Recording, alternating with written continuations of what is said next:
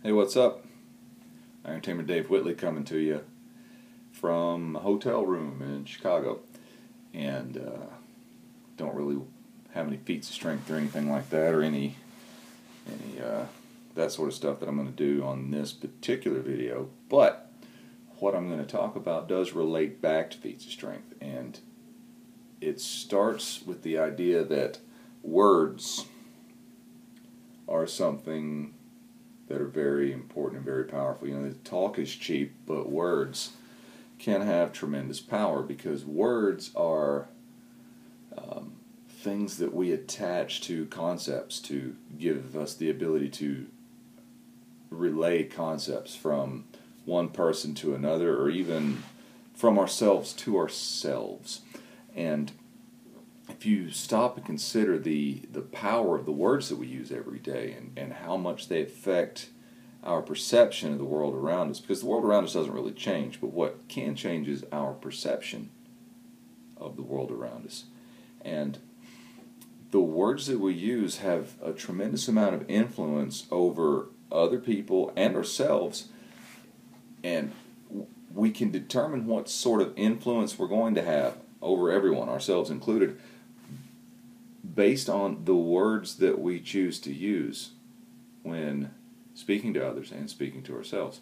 Now, encouraging words can give an individual a boost and help them out. I had a text with a training client of mine earlier today, and this client asked some particular questions that I answered, and I really like the nature of the questions that were being asked, because they are the kind of questions that are going to take this person from where they are to where they want to be once they understand the answers and how to apply the knowledge. So I was very pleased at the question that was being asked, and so I responded back and said, I really like your commitment to what we're doing, and I really like the questions that you're asking. She texted back with smiley faces saying, oh, you just made my day, and that makes what I do be what I do when it comes to training people, and when it comes to performing and talking to people. I want everyone that I come in contact with who wants to be moving in the direction of better to get something from me, if possible, that will help them move in the direction of better. So I want to give those encouraging words. And so when something like that happens in a conversation, via text or in person or whatever, it's a good thing. It's a very good thing. Encouraging words can make or break someone's day. Discouraging words can cause all sorts of psychological harm that can be just as devastating, or even more so, than physical damage. So how often do we choose words that we speak that cause us to stagnate, or maybe even move in directions that we don't necessarily want to go? And how often are we harming the people around us or ourselves with the choice of words that we use? Regardless of what language the word's into, and a word is just like a metaphor or a symbol for an idea or a concept that we can share and repeat over and over again. And if we repeat the same thing over and over again, even if it's not true, we tend to start to believe that it's true. And it bears... It's worth the study to pay attention to what words we are using in our daily lives, and what messages we're sending out into the world and into ourselves, and whether or not those words that we use actually line up with the concepts or the ideas that we say that we want to plant in our lives, or that we want to spread to other people. So I'm not going to talk about specific words right now, because I'm going to wrap this up, but I want to just throw it out there, the idea of words and the power that they have.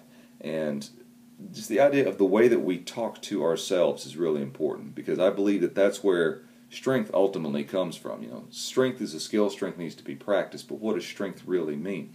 And some people may never do feats of strength. They may never have any interest in it, in bending steel or lifting heavy things or whatever, and that's fine. But they can still grow stronger. Some people may never have any interest in doing anything physical, and that's fine too. But everyone can benefit from becoming stronger in whatever area they choose to, whether it's improving themselves or improving their relationships or their financial situation or their real jobs or whatever. Stronger equals better in my world, in my paradigm, in the way that I look at things. So to make a relationship stronger is to make it better. To make myself stronger is to make me better. To make my financial situation stronger is to make it better. So very often I will interchange the word stronger and better because to me they mean the same thing. To other people they may not, but that's the meaning that I attach to them. So what I want you to do is think about how you talk to yourself and the words that you use with yourself. And are those words making you stronger or better? And is the way that you're talking to yourself making you stronger or better? Because it's easy to be nice to people. Sometimes it can be more difficult to be nice to ourselves. And so I want to leave you with the question of, if I were friends with me and I talked to myself the same way that I talk to myself, would I still want to be friends with me? I hope that makes sense. Well, let me turn it around and make it the other way. If you were your friend and your friend talked to you the way that you talk to yourself, would you still want to be friends with you?